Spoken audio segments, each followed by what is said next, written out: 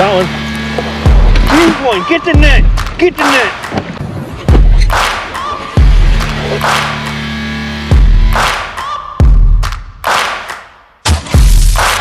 What's going on, guys? Bassin' Up Mafia here, coming at you with a new video for this week. And in this week's video, we got a giant bass special. Woo! Fist bump for that. For this one, me and Dad just went out to the lake real quick for a few hours after work. Really wanted to mess with our new electronics that we got put on. We finally got live scope. Woohoo! Can't wait to really break it down and use that and have some fun and try and catch more fish, hopefully. That's the goal. And really messed around with that for like the whole first half of the trip, and then hit another spot and cracked an absolute beast. This is my second biggest bass out of Marburg. Not second biggest all around, but my second biggest out of Marburg. My biggest out of Marburg, 7 pounds. This one was just under that, and I'm not going to talk too much about it because we're just going to get into the video and we'll show you more. At the end, I'm going to break it down a little bit of what we did and how I got it. Plus, I'm also going to give you a few tips on fishing in the wind because holy cow, we had a absolute hurricane of winds that day. Like, I'm pretty sure it was like 30-mile-per-hour winds. So wasn't exactly fun or the easiest to fish in that. So I'm going to let you in on a few tips on how you can control the boat and what lures you can fish in that as well. But here we go. Let's go.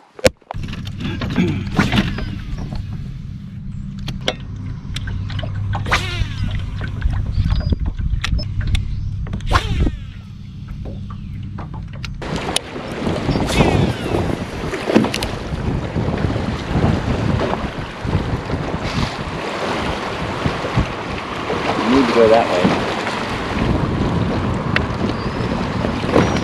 Got one. Got one. Big one. Get the net. Get the net. Oh my God, dude. Huge one. Get the net. Get the net. This. You see that thing? Yes. Put it down.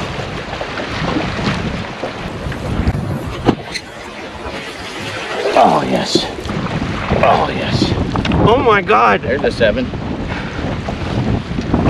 Oh my God. That's like a freaking 7. That's a freaking 7-pounder easy, guys. Holy crap. Oh my God. Quick little side note, this video was filmed when bass was still in season, so that's why I live welled it, just to get the weight then, but just to make that clear because there's always that guy. Where's my scale?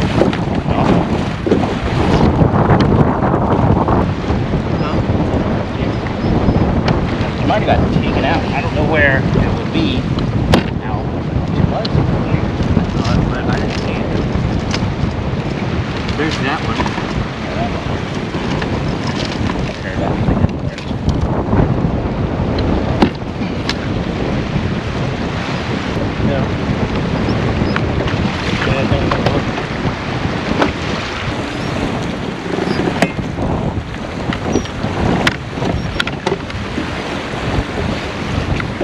Jesus Christ.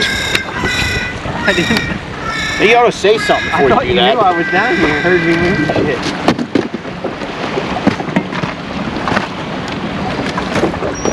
shit. Just call your mom and tell her to look for the thing before it gets dark.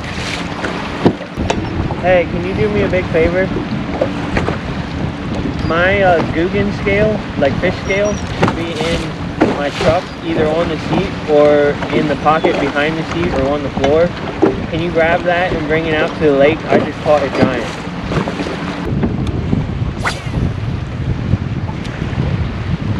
He's on that mud line, wasn't he? Yep. Yeah, I was afraid it would break off because you snagged my line and might have been nicked. I didn't know what was going on. I was like, get the net, and you were like just standing there for a second. I'm like, no, get it, get it, get it. It was stuck down there, but at the seat, I'm like, oh. And then he kept jumping, and I couldn't keep him down. I was like, ah. I was coming out after work.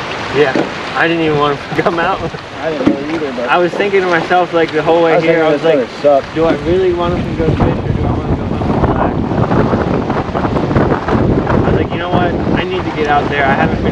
all weekend. I didn't get to do anything. He was like, I need to go out, just see what's going on.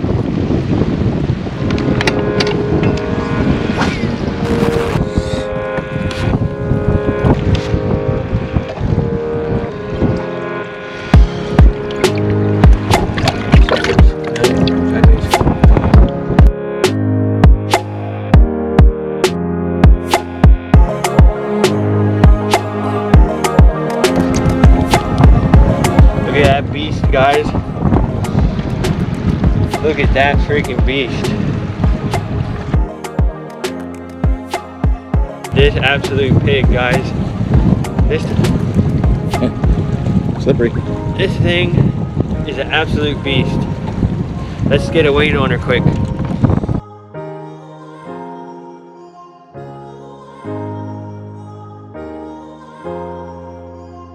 Look at her mouth, red inside. In there where your finger is. It's gonna slip.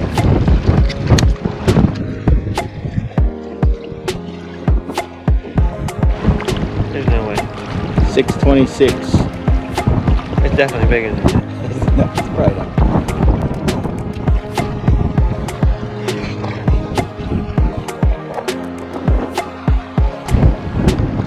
$638. 638. 638, almost 7. He looked bigger when he first got in the boat. Yeah, I thought he was done to be bigger than that. Long, big old girl. Plenty big.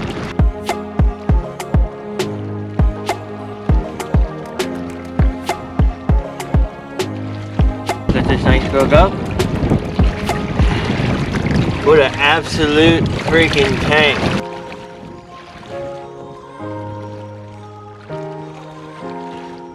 There she goes.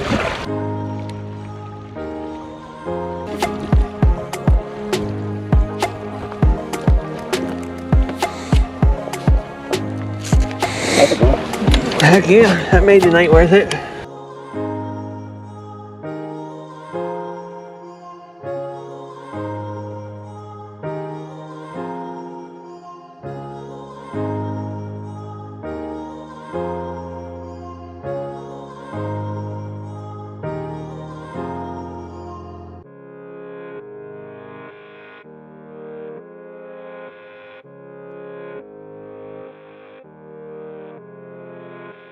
Well, that's going to about conclude it for this one, guys. As you saw, we caught an absolute giant out on Marburg in this one. And like I said, we didn't do a whole lot of hardcore fishing. We were really trying to mess with the new live scope and figure that out. But when we did get to like finally actually try to start fishing, we hit a spot and the wind was blowing perfectly into this little cut. And I positioned us facing the wind so that we could parallel this section of riprap. And I noticed when we pulled up into there, the wind was really pushing all this pollen back into that pocket, and it created a real nice like mud line from the pollen. And a lot of times little subtle differences like that, or say a mud line or a pollen line in this case, you can throw up along that. And a lot of times bass will be waiting to ambush stuff inside of that or just on the outside edge of that. And that's basically what I did here. I knew there was a good riprap section there, good cover, and this is a spot that they kind of pull into in the early spring like this. And then of course the wind was all blowing into it and they had that little pollen line, so everything just lined up perfectly to get this big bass like this. And some days it just happens like that. I was throwing a crankbait, reeling that real slow along the bottom, giving it a pause here and there, and he cracked it on the one pause. Crankbait's a great bait to utilize in the wind, and pretty much any kind of moving bait is good to utilize in the wind. Something you're gonna want something either heavy like a jig or something moving that you can keep constant contact with so that you don't have any question in if you're getting a bite or not. Fishing slower stuff or light stuff is really hard in the wind because you don't have that feel for it, and you need that feel for using smaller, lighter stuff like a Ned rig or drop shot or anything like that. You can use heavier ones sometimes and get away with it, but a lot of times is what makes them eat them on like drop shot or a net or something like that is the slow fall rate that the smaller size weights have. So you're kind of just contradicting yourself using a heavier weight. crankbait just to counteract the wind. Boat positioning wise, you want to face into the wind and stay on the trolling motor. I mean, we were constantly on the trolling motor. As you saw, we were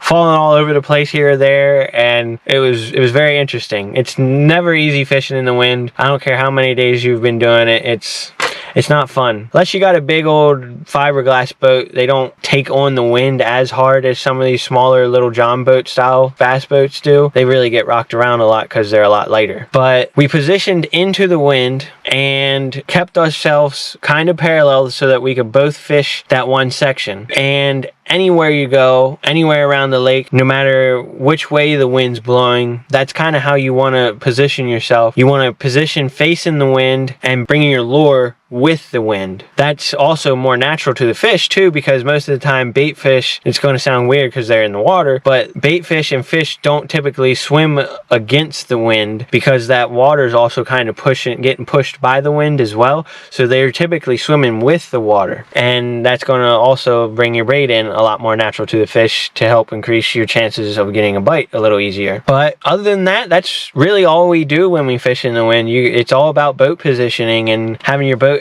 facing the wind so that you can cut through it a little bit easier. If you're sideways or anything else, it's just blowing you like a windsock. There's things like dropping the anchor and other stuff like that that you can do to help keep yourself in position as well, but we move around a little too much for that. So typically we don't find ourselves doing that unless we're on the river or something like that. Sometimes we will. Other than that, that's pretty much all we did that day to get those fish and how we did it. If you guys like this video, please make sure you hit that like and subscribe button. Stay tuned for the next one. As soon as we hit 1,500 subscribers, we're going to do another giveaway, and to get entered into that giveaway, you need to be subscribed to the channel, give a like for another entry, and you can leave a comment for an extra entry, and if you share it on one of your social media pages and tag me in it, definitely tag me in it, or I won't know that you shared it. So those are all 3 ways you can get extra entries and get entered into my giveaway. But stay tuned for the next one, and we'll see you next Thursday, guys. Tight lines.